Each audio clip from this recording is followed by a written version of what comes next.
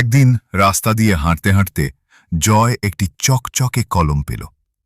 প্রথমে সে ভাবল এ তো সাধারণ কলমই, কিন্তু যখন সে পিৎজা লিখল সঙ্গে সঙ্গে তার হাতে গরম পিৎজা এসে গেল।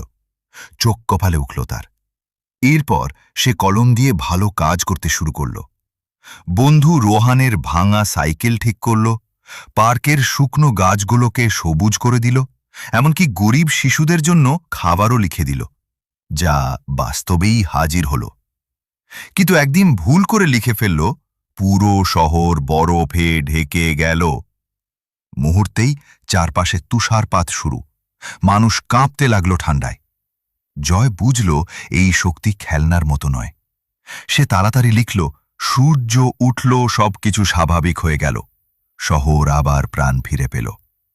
সেই দিন থেকে জয় ঠিক করল এই জাদুকর কলম সে শুধু ভালো কাজের জন্যই ব্যবহার করবে, কারণ বড় শক্তির সঙ্গে আসে বড় দায়িত্ব।